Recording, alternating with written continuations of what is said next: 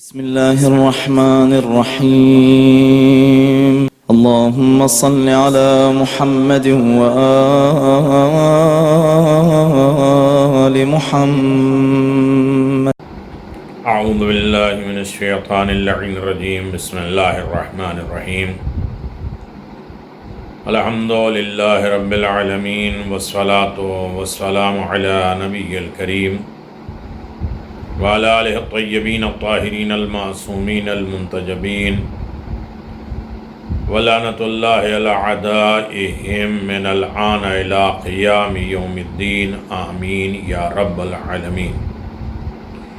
اما بعد فقد قال اللہ تبارک و تعالی فی قرآن المجید. بسم اللہ الرحمن الرحیم.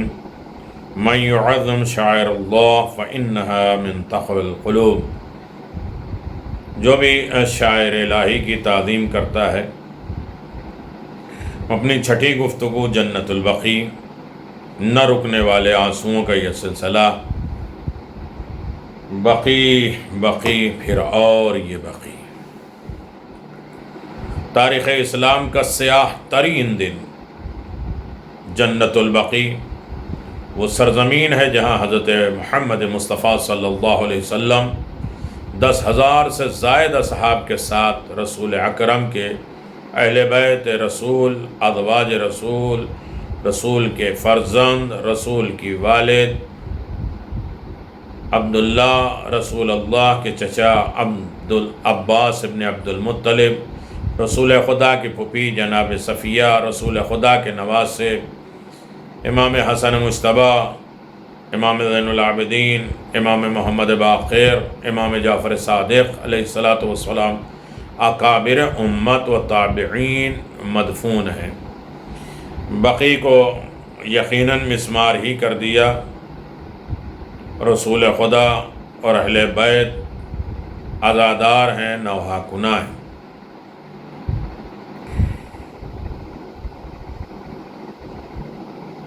یہ بقیع 4 قبروں کے نشان، یقیناً ایک ساتھ 5 ہے. 5 پاکیزہ نفوس، امام حسن، امام سجاد، امام محمد باقر، امام صادق علیہ السلام، اور ایک روایت سے جناب سیدہ سلام اللہ علیہا. ایک زری میں دفن ہے جو لکڑیوں کی جالی ہے. عباس ابن عبد المطلب اسی زری میں سرہانے دفن جو روضہ تھا. یقیناً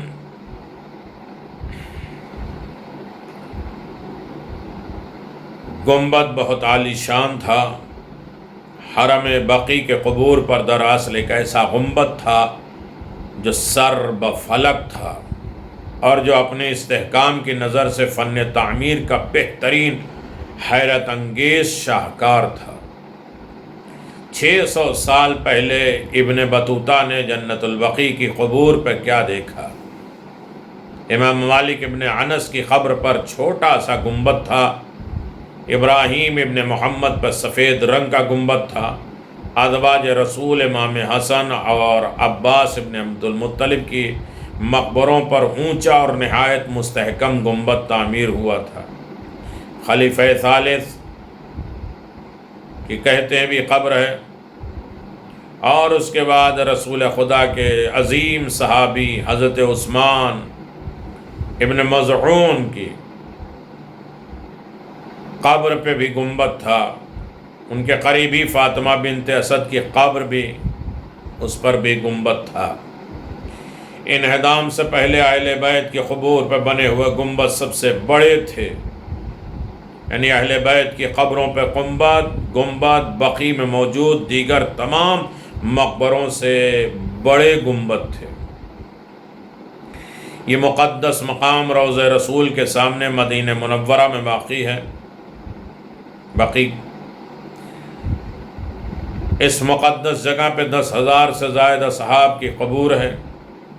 اس مقدس جگہ میں سب سے پہلے رسول محبوب صحابی عثمان ابن مظعون یا اسد ابن زرارہ دفن ہوئے. اسی عظیم مقدس جگہ پر 4 معصوم اماموں کی قبریں ہیں. رسول خدا کے اکثر اس مقدس جگہ پہ مدفون قبور کی زیارت کے لیے تشریف لاتے تھے۔ اس مقدس جگہ پہ موجود قبروں پر بنی عمارتوں اور گنبد کو عبدالعزیز ابن سعود کے دور حکومت میں 8 شوال 21 اپریل 1985 کو ڈھا دیا گیا۔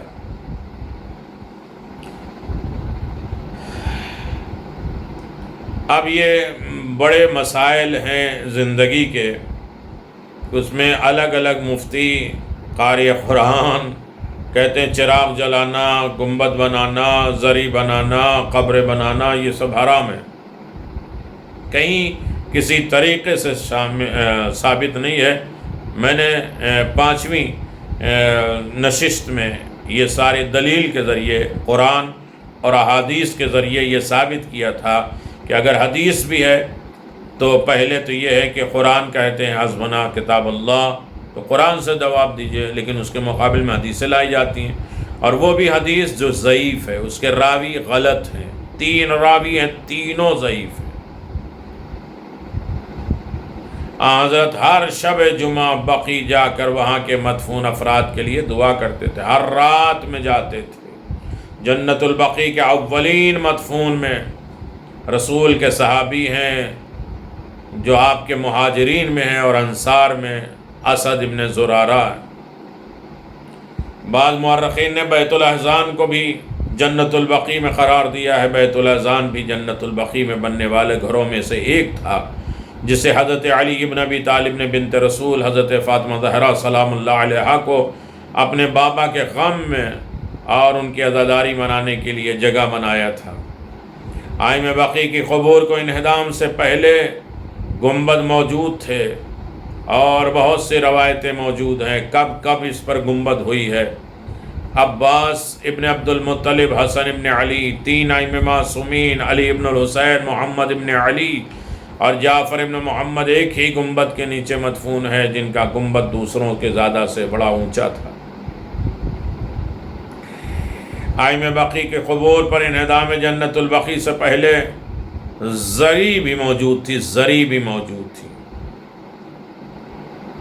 بہت سے لوگوں نے کہا کہ باب جبریل سے باہر آ کر ائمہ بقی کی زیارت سے مشرف ہوا کرتا تھا۔ متولی نے زری کا دروازہ کھولا اور میں اندر گیا۔ کتنے لوگ کہتے ہیں، راوی کہتے ہیں زری کے گر چکر لگایا، وہاں پیر کے طرف بھی چھوٹی سی ایک صندوق قبر مطہر میں رکھی تھی، نصف ذرا سے لے کر۔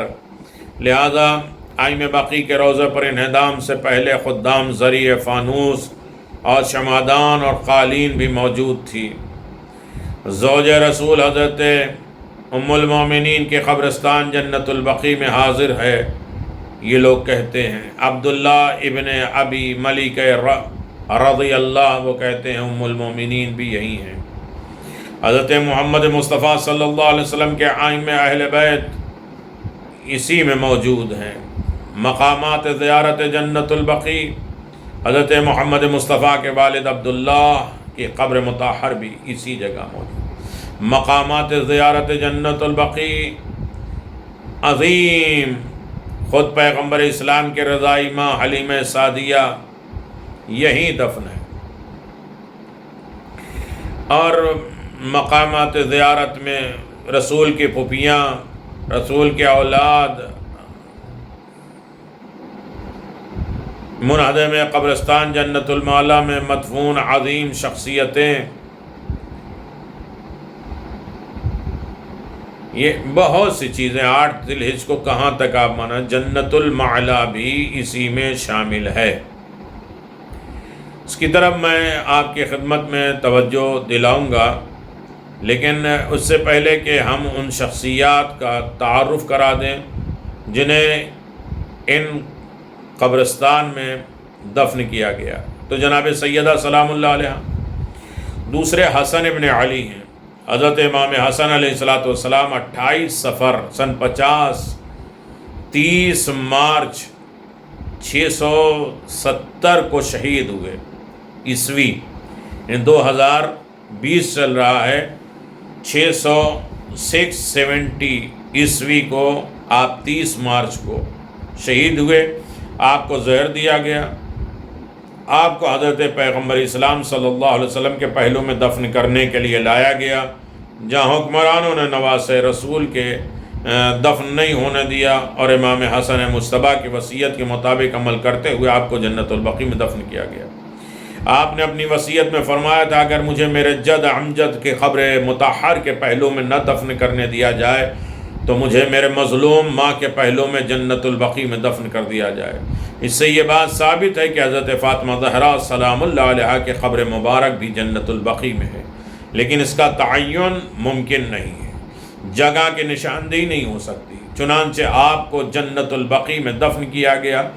تاریخی حوالے سے یہ بات ثابت ہے کہ حضرت امام حسن علیہ السلام کو آپ کے جد امجد حضرت پیغمبر اسلام صلی اللہ علیہ وسلم کے پہلو میں دفن کرنے سے روکتے ہوئے آپ کے جنازے پہ تیر برسائے گئے، لاش کی بے حرمتی کی گئی، جنازے کی بے حرمتی کی گئی، مگر امام حسن مجتبیٰ کی وصیت کے مطابق اہل بیت علیہ السلام نے صبر سے کام لیا اور کسی قسم کی مزاحمت نہیں کی، بلکہ آپ کو بقیع میں دفن کر دیا۔ پھر تیسری شخصیت امام زین العابدین علیہ السلام، ائمہ اہل بیت علیہ السلام میں دوسرے فرد حضرت امام زین العابدین علیہ السلام ہیں، جنہیں جنت البقیع میں دفن کیا گیا۔ آپ کی شہادت 25 محرم 95 ہجری اور 23 اکتوبر 714 کو ہوئی۔ ولید ابن عبد الملک نے آپ کو زہر دلایا۔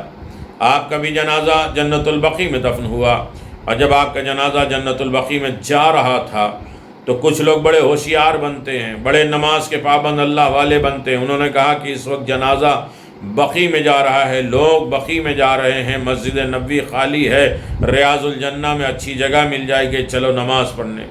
جب ریاض الجنہ کی طرف جانے لگے تو بڑے بڑے سانپ دروازے پر آئے اور جنہوں نے رکاوٹ ڈالی، کسی بھی دروازے سے جانے نہیں دیا، یہاں تک کہ اتنی دیر ہو گئی، نہ جنازہ ملا نہ ریاض الجنہ ملا۔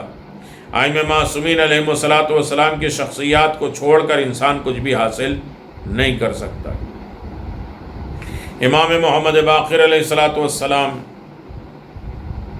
اسی جنت البقیع میں دفن ہونے والے ائمہ اہل بیت علیہ السلام کے تیسرے فرد حضرت امام محمد باقر علیہ السلام، جو 7 ذی الحجہ 114 ہجری 31 جنوری 733 کو شہید ہوئے، اور آپ کو ابراہیم ابن عبد الملک نے زہر دلوایا۔ امام جعفر صادق علیہ السلام، حضرت امام جعفر صادق علیہ السلام چوتھے فرد ہیں جو ائمہ اہل بیت علیہ السلام میں سے جنت البقیع میں دفن ہوئے۔ آپ کو منصور دوانقی نے زہر دیا۔ آپ 15 شوال 148 7 دسمبر 765 کو شہید ہوئے۔ ازواج النبی کی قبور مبارک اسی جنت البقیع میں ہے۔ اصحاب اور ائمہ اہل بیت علیہ السلام کے علاوہ جنت البقیع میں ازواج نبی صلی اللہ علیہ وآلہ وسلم کے قبور مبارکہ ہے، جنہیں خدا وند عالم نے امہات المؤمنین کا اعزاز بخشا۔ اس لحاظ سے بقیع کی اہمیت واضح ہو جاتی ہے۔ اس کے علاوہ حضرت صلی اللہ علیہ وسلم کے اعمام اور عمات قبور بھی ہے جنت البقیع میں، جن کی وجہ سے قبرستان مخصوص تاریخ کی حیثیت کی حامل ہو گئی۔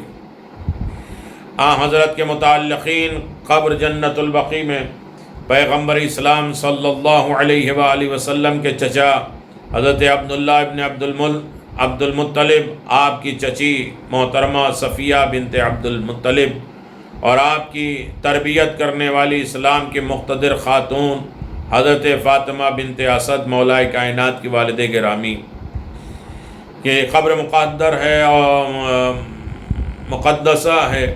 اس کے علاوہ جناب عبداللہ ابن جعفر ابن عبد المطلب کی قبر ہے، حضرت حلیمہ سعدیہ کی قبر ہے۔ حضرت صلی اللہ علیہ وسلم کے مادر رضائی جناب حلیمہ سعدیہ کا مقام اور مرتبہ بہت بلند ہے، کیونکہ آپ کو حضرت صلی اللہ علیہ وسلم کے والدہ ہونے کی نسبت ہے، اور معظمہ بی بی کی قبر مبارک میں جنت البقیع میں ہے، جہاں زائرین اپنی عقیدت کے پھول نچھاور کرتے ہیں۔ اسی قبرستان میں حضرت ام البنین فاطمہ کی قبر ہے، جو مولا جناب ابو الفضل عباس کی والد گرامی ہے۔ جناب ابو الفضل عباس کی والد گرامی کے ساتھ ساتھ آپ امیر المؤمنین علی ابن ابی طالب کی شریک حیات ہیں۔ شیر دل بیٹا کربلا والدہ ماجدہ کی قبر مقدس بھی جنت البقیع میں ہے، جو آپ جنت البقیع میں آ کے رویا کرتی تھی، نشان بنایا کرتی تھی، اور ظالم جابر بھی کانپ جاتے تھے آپ کے گریہ سے، آپ کی فریاد سے، اور آپ نے بقیع میں بہت زیادہ گریہ کیا، بقیع کو آباد رکھا۔ بقیع کا ذکر آپ ہی کے نام سے منسوب ہے، اور یقیناً یہ عظیم شخصیت کی مالک ہیں جنت البقیع میں۔ یہ کمال کا رتبہ جنت البقیع میں آپ کو دیا گیا۔ اس عظیم خاتون نے اسلام جس طرح والہانہ اور وجدان کے نثار کیا ہے، خدمت میں اس کے نظیر نہیں ملتی۔ اپنے چاروں بیٹوں کو نثار کر دیا، قربان کر دیا۔ حضرت عاتقہ ام رسول خدا کی قبر، حضرت پیغمبر اسلام صلی اللہ علیہ وآلہ وسلم کی چچی محترمہ عاتقہ کی قبر بھی جنت البقیع میں ہے، اور زائرین حضرت صفیہ اور عاتقہ دونوں کی زیارت مشترکہ طور پر پڑھتے ہیں۔ حضرت عقیل ابن ابی طالب کی قبر بھی موجود ہے۔ حضرت صلی اللہ علیہ وسلم کے چچا زاد بھائی حضرت عقیل ابن ابی طالب کی قبر مقدس بھی جنت البقیع میں ہے، جن کا تذکرہ تاریخ میں متعدد حوالے سے ملتا ہے۔ حضرت عبداللہ ابن جعفر طیار، حضرت عقیل ابن ابی طالب کی قبر کے ساتھ جناب عبداللہ ابن جعفر طیار کی بھی قبر ہے، جہاں ان دونوں حضرات کی مشترکہ زیارت پڑھی جاتی ہے، اور ان کے ساتھ بعض ازواج اور نبی بھی ان کی قبر میں مدفون ہیں۔ پروردگان آغوش رسالت، وہ لوگ جنہیں پیغمبر اسلام کی گود نے پالا، پروردہ حضرت پیغمبر اسلام صلی اللہ علیہ وسلم کی آغوش نہایت میں تربیت پانے والی 3 یتیم بیٹیاں زینب، ام کلثوم، رقیہ کی بھی قبریں جنت البقیع میں ہیں۔ یہ آپ کی بیٹی نہیں ہیں، لیکن بیٹی کی طرح آپ نے پالا۔ جناب خدیجہ سلام اللہ علیہا کی دوست یا ان کی بہن کی بیٹیاں ہیں، رسول نے کس طرح پالا۔ لوگ آج کہتے ہیں 4 بیٹیاں، 4 یہ بیٹی نہیں، اکلوتی بیٹی فاطمہ زہرا سلام اللہ علیہ۔ ازواج النبی کی اسماء گرامی ہے کہ پیغمبر اسلام کی بیویاں جن کی قبریں جنت البقیع میں ہیں، ان کے ناموں کی بابت بعض تواریخ میں جو اسماء ذکر کیے گئے ہیں اس میں اختلاف ہے۔ یاد رہے جناب خدیجہ سلام اللہ علیہ کی قبر مکہ میں ہے، میمونہ کی قبر جو ہے وہ صرف میں ہے، زینب، ریحانہ، ماریہ قبطیہ، زینب بنت جوش، ام حبیبہ، حفصہ، سودا، صفیہ، جوریہ، کچھ لوگ ام المومنین کو بھی کہتے ہیں۔ شہدائے احد کی قبریں، جنگ احد اسلام کی تاریخ میں نہایت اہمیت کی حامل ہے، اور اس میں شہید ہونے والے مجاہدین اسلام کے قبور مبارک بھی جنت البقیع میں ہے، جن کی زیارت اہل یقین کو سکون اور روح فراہم کرتی ہے۔ اسی جگہ پہ جہاں جنگ حرہ میں شہید ہونے والے افراد بھی موجود ہیں۔ حضرت اسماعیل ابن جعفر صادق علیہ السلام، حضرت امام جعفر صادق علیہ السلام کے ایک بیٹے اسماعیل کی قبر بھی جنت البقیع کے احاطے میں شہید، شہدائے احد کے قبور سے چند قدم آگے ہے۔ جن کے بعد بہت سے اسماعیلی فرقے بن گئے۔ مالک ابن انس، شیخ القرآن نافع، ان کی بھی قبریں ہیں جناب ابراہیم ابن رسول خدا کے پاس۔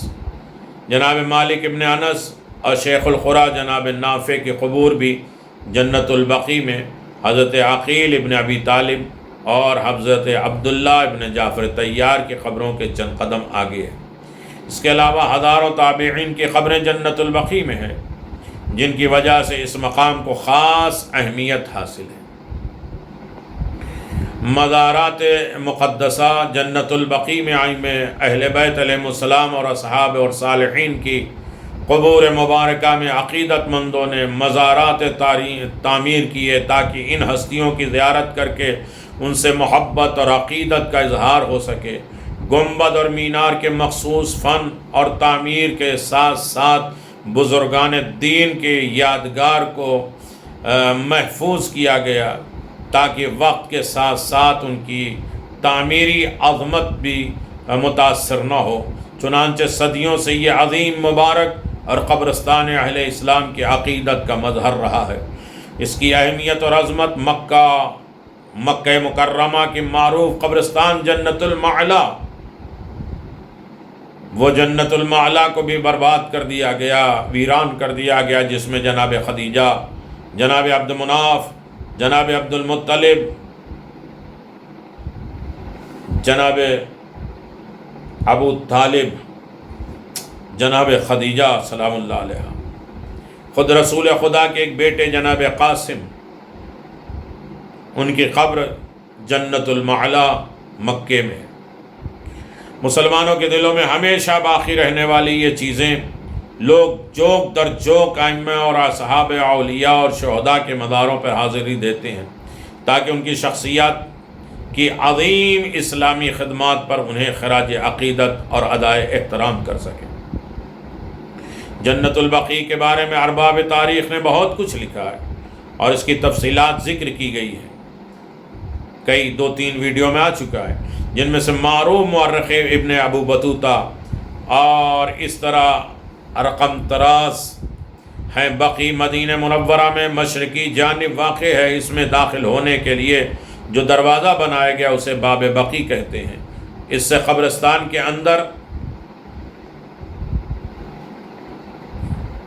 داخل ہوا جاتا ہے اور اندر داخل ہوتے ہی بائیں جانب حضرت پیغمبر اسلام صلی اللہ علیہ وسلم کے چچی محترمہ صفیہ بنت عبد المطلب کی قبر ہے۔ اس سے آگے اسی جانب جناب مالک ابن انس رضی اللہ کی قبر ہے، اس پر چھوٹا سا گنبد بنا ہوا تھا۔ اس سے آگے چند قدم پر فرزند رسول جناب ابراہیم کی مقدس قبر ہے، اس پر سفید رنگ کا گنبد تھا۔ کہ داہنی جانب عبد الرحمن ابن عمر کی قبر ہے، اس کے مقابل میں علی عقیل ابن ابی طالب علیہ السلام اور عبداللہ ابن جعفر ابن ابی طالب کی قبر ہے۔ ان کے سامنے ایک روضہ ہے جس میں ازواج نبی صلی اللہ علیہ اجمعین امہات المؤمنین کی قبریں ہیں۔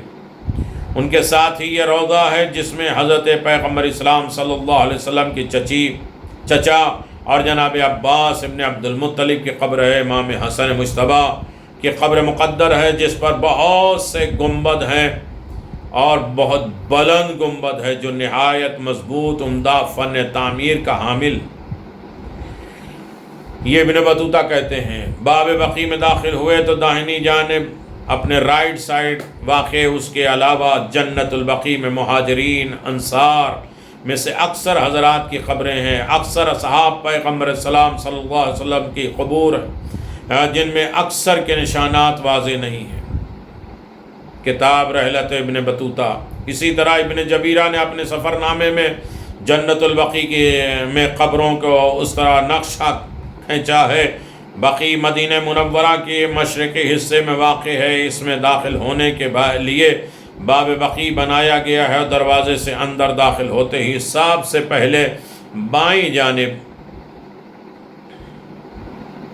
حضرت پیغمبر اسلام صلی اللہ علیہ وسلم کی چچی حضرت صفیہ بنت عبد المطلب کی قبر ہے اور جس کے ساتھ سامنے کی طرف امام مالک ابن انس رضی اللہ تعالی عنہ کی قبر ہے، جس پر چھوٹا سا گنبد تعمیر کیا گیا۔ اس کے سامنے کی جانب فرزند رسول حضرت ابراہیم کے قبر پر، جس پر سفید گنبد ہوا تھا۔ ان کے دائیں جانب عمر ابن خطاب رضی اللہ تعالی عنہ کے فرزند عبد الرحمن کی قبر ہے، جو ابو ثمامہ کے نام سے مشہور ہیں، اور اسے ان کے والد نے حد شرعی جاری کرتے ہوئے کوڑے مارتے تھے، جس کے سبب وہ سخت بیماری کی حالت میں وفات پا گئے۔ ان کے مد مقابل میں عقیل ابن عبد المطلب، ابی طالب، عبداللہ ابن جعفر ابی طالب کی قبریں ہیں۔ ان کے سامنے ایک روضہ ہے جس میں ازواج نبی ہیں کی قبریں ہیں، جن کے ساتھ ہی ایک روضہ ہے حضرت پیغمبر اسلام کے چچا جناب عباس ابن عبد المطلب کی قبر کا۔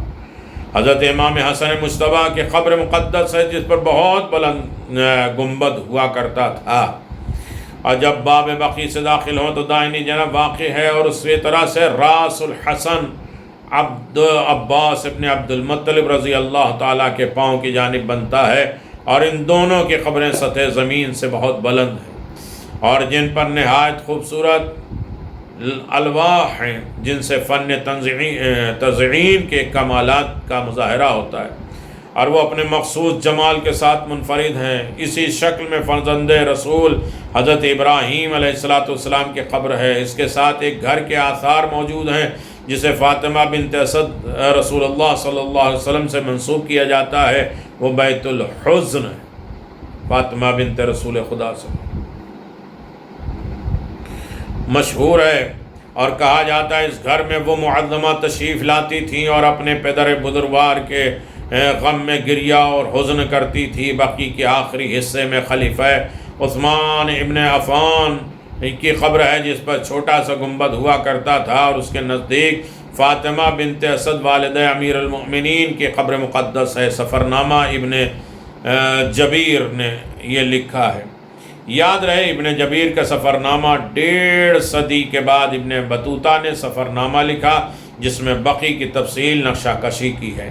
جنت البقیع میں بزرگان دین، صحابہ کرام، صالحین، مومنین، ائمہ اہل بیت علیہم السلام کے مزار مقدس عرصے دراز تک زائرین کی عقیدت کا مرکز رہے، یہاں تک کہ 19 صدی عیسوی کے آغاز میں وہاں مسلک کے پیروکار اور حکام نے ان مزارات کو منہدم کر دیا، ان کے نشانات مٹا دیے، جبکہ ان مزارات کی تعمیر اور توسیع میں وقفے سے اضافہ ہوتا رہا۔ مزارات کے انہدام سے اسلام کے مقتدر شخصیات اور شہداء صدر اسلام و اموات المؤمنین کی حد تک امت باقی رہی۔ انہدام جنت البقیع کے نظریاتی عوامل۔ یہ جنت البقیع کو انہدام کیوں کیا گیا، توڑا کیوں گیا؟ معتبر تاریخ روایات میں یہ بات ثابت ہے کہ حضرت پیغمبر اسلام صلی اللہ علیہ وسلم نے اپنے اصحاب اور صالحین اور مومنین کی قبور کے نشان قائم کیے، اور خود ان قبروں پر جا کے فاتحہ خوانی کی، استغفار کیا، دعا کی۔ حضرت پیغمبر اسلام صلی اللہ علیہ وسلم کا عمل سنت اور اسوہ حسنہ ہے۔ اگر یہ عمل شریعتی الہی میں ممنوع ہوتا تو پیغمبر ہرگز اسے انجام نہ دیتے۔ حضرت صلی اللہ علیہ وسلم کا قول جس طرح وحی الہی کا ترجمان ہوتا ہے، اسی طرح آپ کا عمل بھی خدا کی مرضی اور حکم کے مطابق ہوتا ہے۔ بلکہ اگر کسی جگہ کوئی شخص کچھ کر رہا ہے اور آپ اسے دیکھ کر خاموش ہیں، اس پر اعتراض نہیں کر رہے ہیں، تو اسے بھی حضرت صلی اللہ علیہ وسلم کی طرف سے تائید کے طور پر حجت تسلیم کیا جاتا ہے، جسے علمی اصطلاح میں تقریر معصوم کہتے ہیں۔ ہمارے زیر نظر موضوع میں حضرت پیغمبر اسلام صلی اللہ علیہ وسلم نے عملی طور پر زیارت قبور جواز کا ثبوت فراہم کیا ہے، جو نہایت مضبوط راہ سے بات ہے، خود پیغمبر کے نزدیک جائز تھا۔ وہابی مسلک کے مطابق انبیاء، ائمہ معصومین، صحابہ، اولیاء الہی کی قبروں کی تعظیم حضرات کی عبادت پرستش سے عبارت ہے، اور کہتے ہیں کہ یہ قبروں کی پرستش ہے، جو کہ خدا کے ساتھ شرک کرنا ہے، بلکہ وہ کفر ہے اور لادینی ہے۔ اسی لیے وہابی مسلک کے پیروکار قبور کی زیارت اور تعظیم کرنے والوں کو قبر کے پجاری کہتے ہیں، اور اس عمل کو زمانے جاہلیت کی بت پرستی سے تشبیہ اور مشابہت دیتے ہیں۔ وہابی حضرات اپنے اعتقادات میں دیگر تمام مسلمان مکاتب فکر کی تکذیب اور ان کی نظریات کی نفی کرتے ہیں، کیونکہ دیگر مسلم مذاہب میں ان اعمال کو شرک اور کفر کے بجائے ان کا جواز اور مباح ہونے کے قائل ہیں۔ اس میں کوئی شک نہیں کہ ہر شخص کی نظریات اور آزادی حاصل ہے، وہ جو عقیدہ پسند کرے اس کو اختیار کرے، کسی کو اپنے عقیدہ اور مسلک کی پیروی کرنے پر مجبور نہ کیا جائے، اور اس سے اختلاف کرنے والوں پہ کفر اور شرک کے فتوے نہ لگائے جائیں۔ وہابیت کے عقائد کا اجمالی بیان یہ ہے کہ وہ اپنے عقائد کو توحید پرستی کا نام دیتے ہیں، انبیاء اور ائمہ معصومین اور شہداء اور صالحین کے قبور کا احترام اور گمراہی اور ضلالت سمجھتے ہیں، کہ جیسے کہ وہ حضرت پیغمبر اسلام صلی اللہ علیہ وآلہ وسلم سے توسل اور تشفع اور ان کی اپنی حاجات کی پورا ہونے اور اس سے شفا ملنے اور مشکلات کو آسان ہونے کے لیے وسیلہ بنانے کو کفر و شرک قرار دیتے ہیں۔ اس پر یہ دلیل قائم کرتے ہیں کہ حضرت صلی اللہ علیہ وسلم فوت ہو گئے، شہید ہو گئے، اس دنیا سے چلے گئے، مردہ کی کوئی قدر و قیمت نہیں ہوتی معاذ اللہ۔ وہی وہابی مسلک کے علاوہ دیگر مسالک اور مکاتب فکر ان کی نظریات سے اختلاف کرتے ہیں،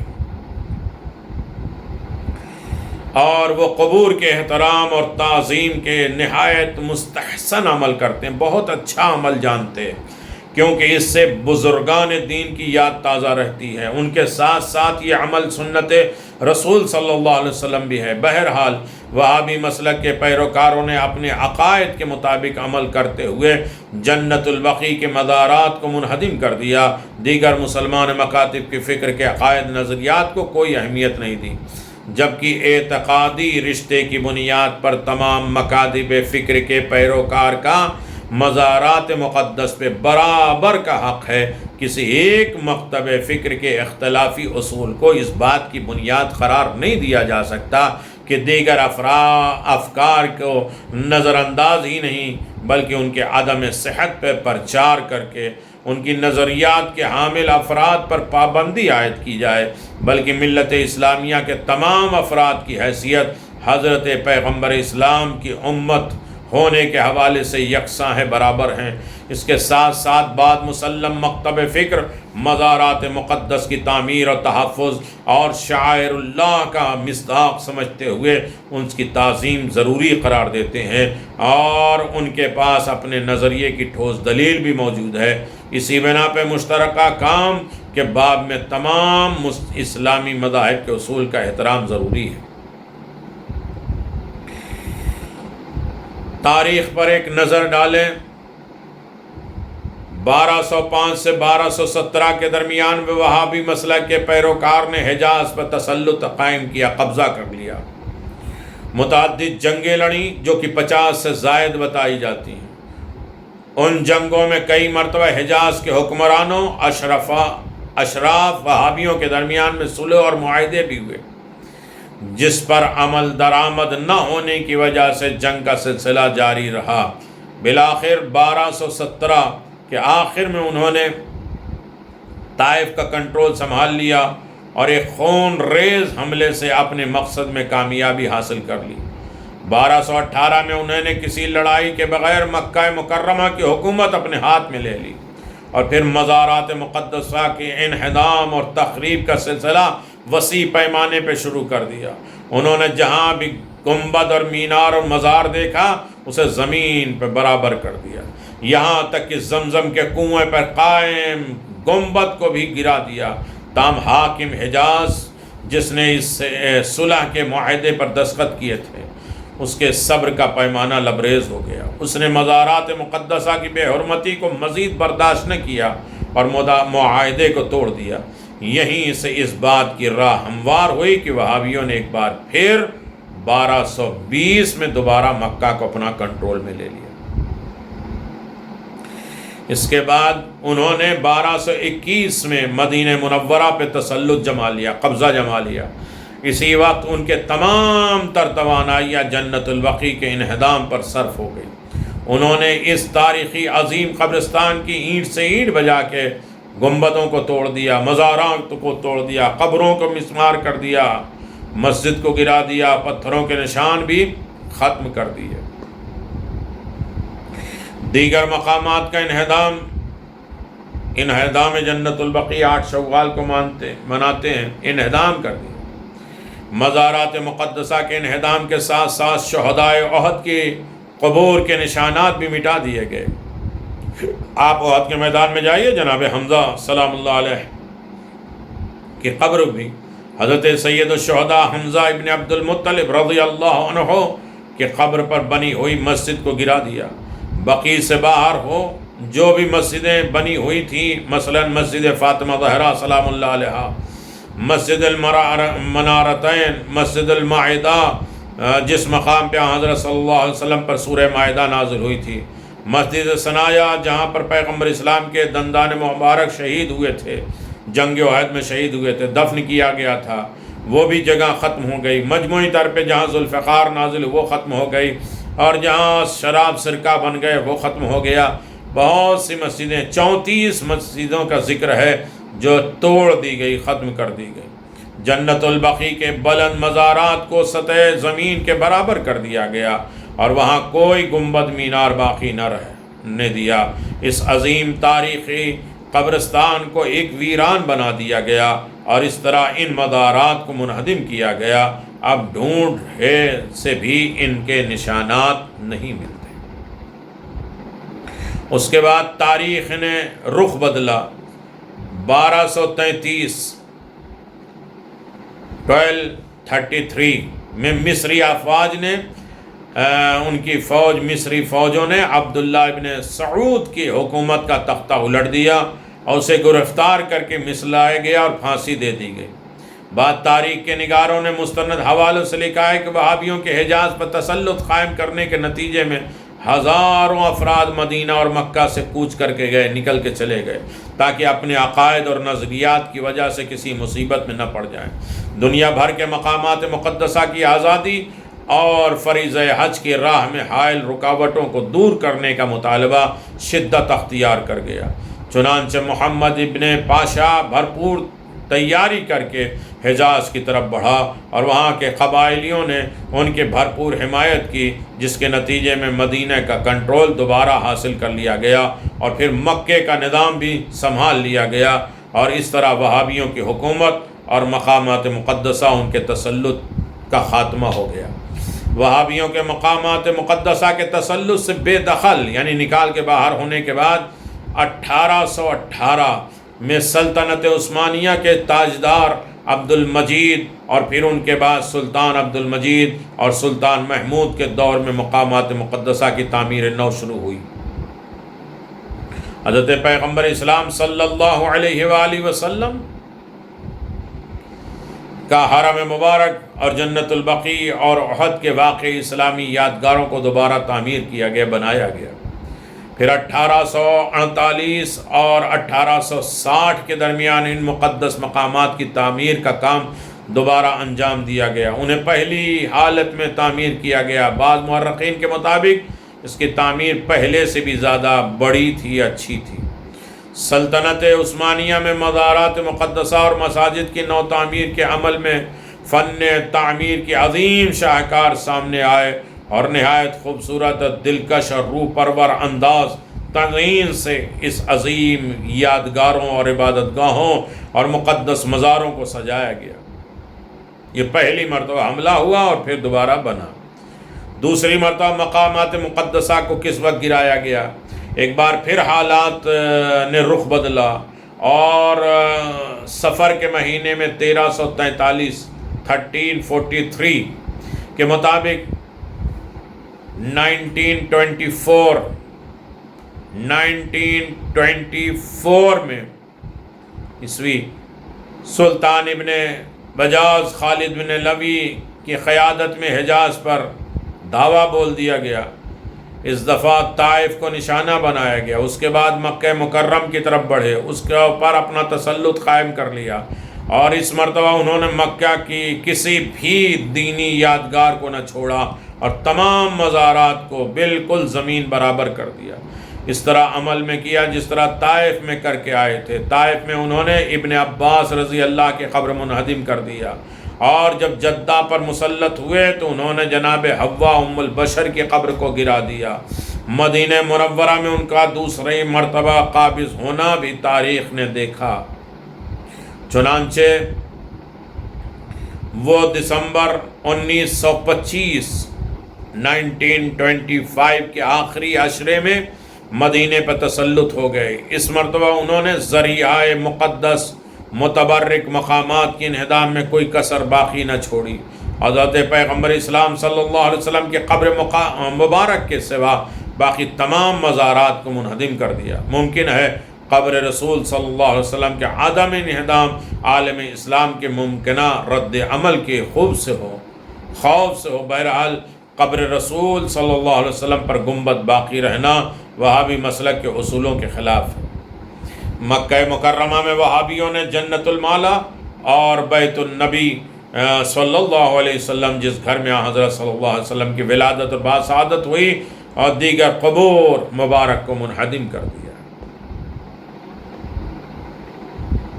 یوم انہدام جنت البقیع ہم آگے 8 شوال 1344 1344 21 اپریل 1925 عیسوی عالم اسلام کے لیے وہ سیاہ کار پایا تھا جب حکام نے اپنے دینی رہنما عبداللہ ابن بلہندین کے فتوے کے مطابق جنت البقیع میں مزارات مقدسہ کو منہدم کر دیا۔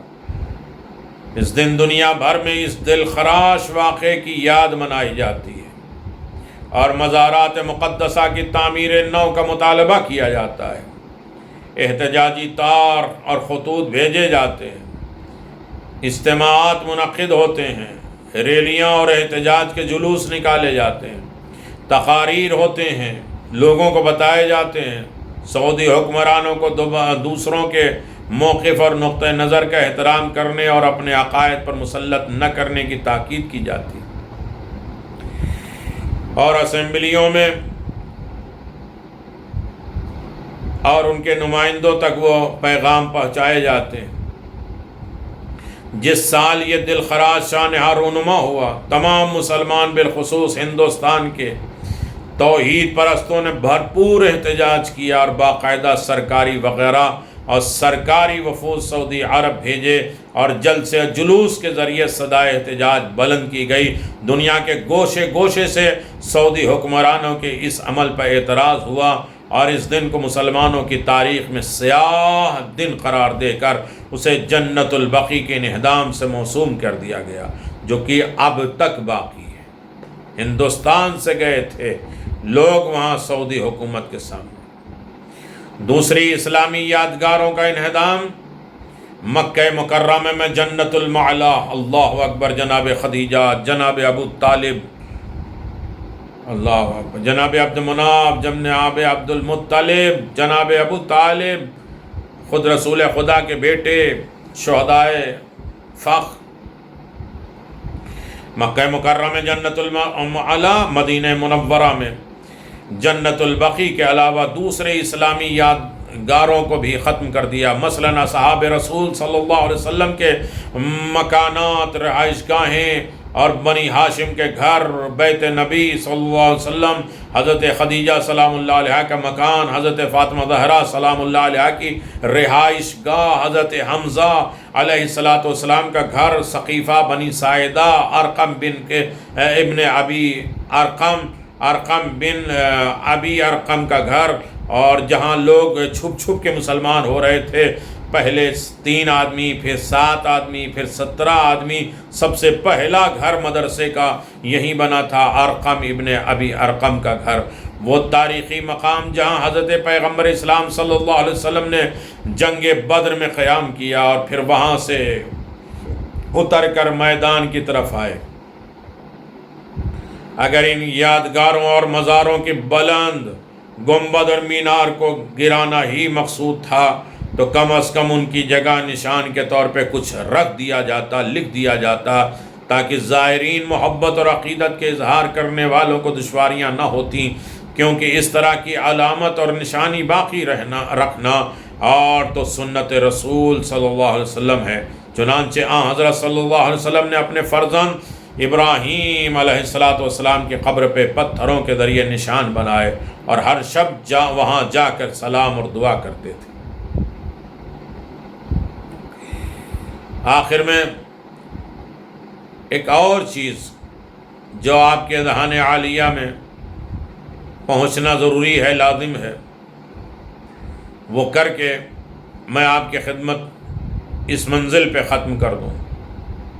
جنت البقیع کا احاطہ، باؤنڈری، تاریخ کے معتبر حوالوں سے جنت البقیع کا احاطہ وسیع کا تعین نہیں ہو سکا، کیونکہ ابتداء میں یہاں درخت، سبزہ، جھاڑیاں تھیں۔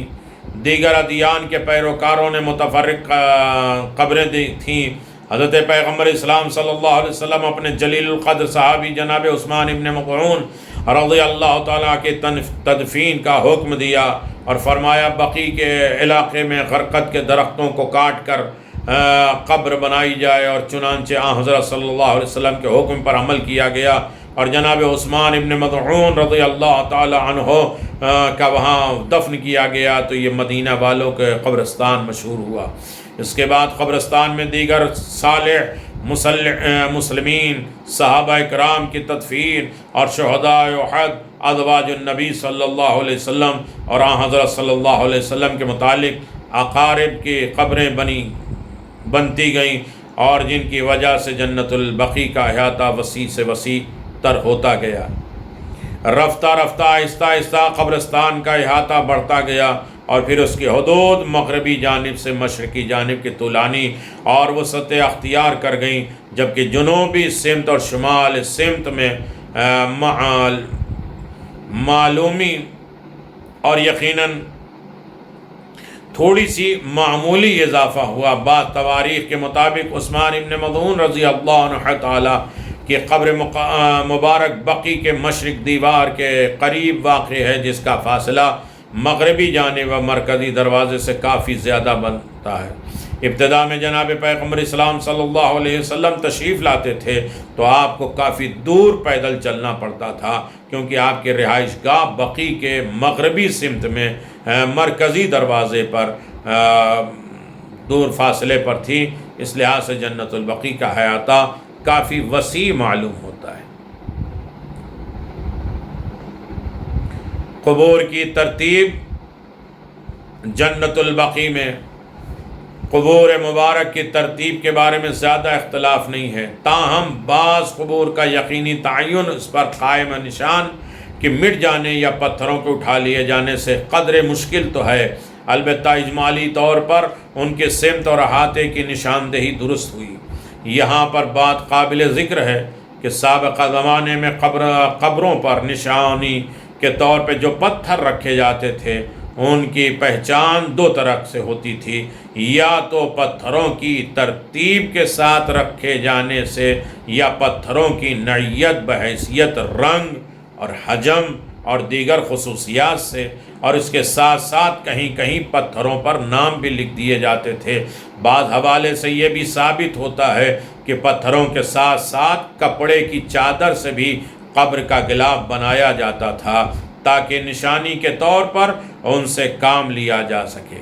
بہرحال قبروں کی نشاندہی کے طریقے اور سابقہ ادوار میں بھی رائج تھی، بلکہ قبر اسلام بھی قبور کی نشانیاں قائم رکھی جاتی تھی۔ بعض قبائل اپنے مخصوص نشانیاں قائم رکھتے تھے اور ان کے گرد درخت لگا دیتے تھے۔ آج بھی ہم اپنے قبرستان میں پھول، جھاڑیاں یہ سب لگاتے ہیں۔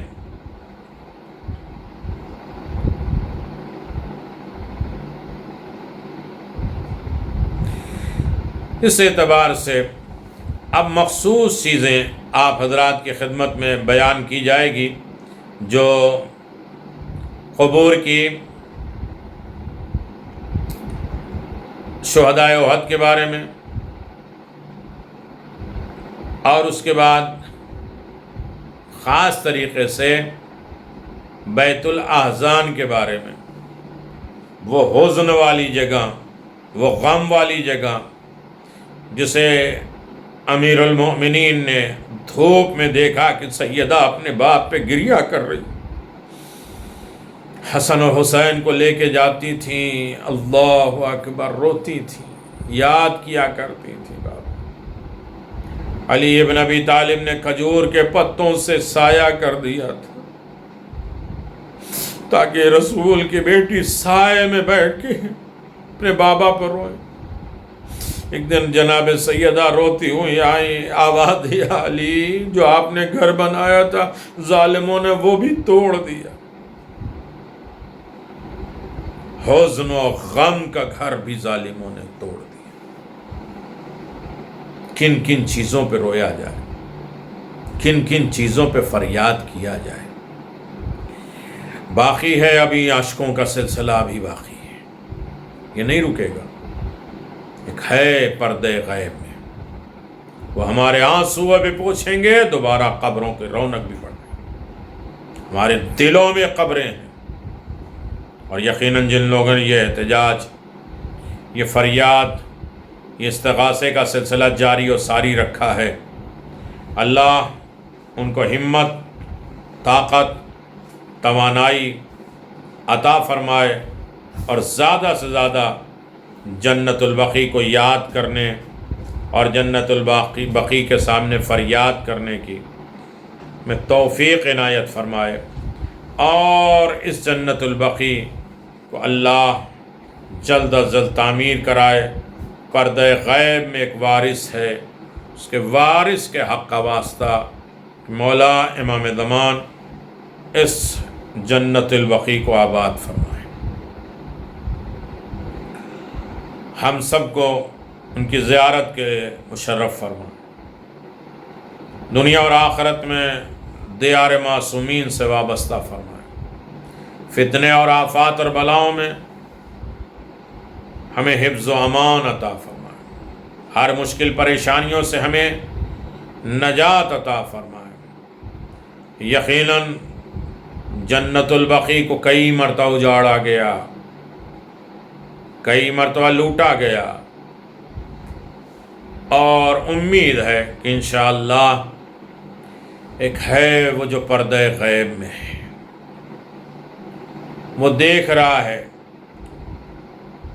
اور صدر اسلام سے آج تک بہت سے جید علماء نے بھی قبرستان میں دفن کیے گئے، بہت عظیم تاریخ ہے۔ ہماری روح رواں، ہماری جان، ہماری زندگی جنت البقیع ہے۔ جنت البقیع یقیناً ہم یہ کہہ سکتے ہیں کہ اس دن کو یوم غم قرار دیں۔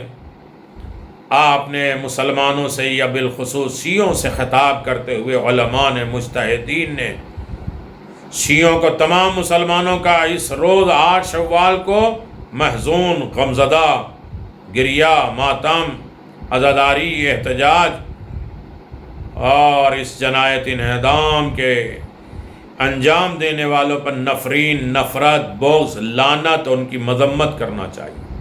ہمیں یقین ہے کہ ہمارے اس عظیم مرجع کی طرح ہمارے امام زمان بھی بہت مغموم، بہت محزون اور بقیع کی اس بدحالی پر گریہ وزاری کرتے ہیں۔ اپنے اجداد کی قبروں پر صبح و شام بارگاہ خداوندی میں اپنے ظہور کے لیے اجازت مانگ رہے ہوں گے۔ آئیے ہم بھی حضرت کے حزن و غم میں شریک ہو جائیں اور ان کے دشمنوں پر نفرین کریں، لعنت کریں، مذمت کریں، اس فعل قبیح کے اوپر احتجاج کریں، دنیا کو بتائیں کہ وہ ظالم ہے جس نے قبروں کو بھی ضائع کر دیا۔ امام زمان کے ظہور کے لیے دعا کریں تاکہ حضرت تشریف لائیں اور اپنے اجداد پر ہونے والے مظالم کا انتقام لیں۔ اللہم عجل ولیک الفرج، اللہم عجل ولیک الفرج، یا مہدی ادرکنا۔ السلام علیکم ائمۃ الہدی ورحمۃ اللہ وبرکاتہ۔ استودعکم اللہ واقرأ علیکم السلام۔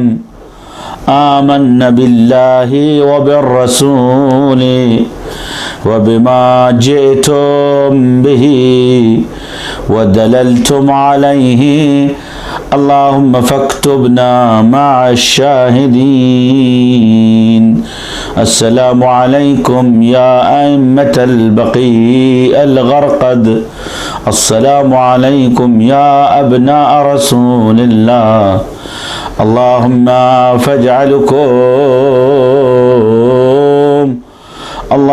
فاجعلهم شفعاء في الدنيا والآخرة، واقبل فينا شفاعتهم. اللهم صل وسلم وبارك عليهم وأهل بيته الطاهرين.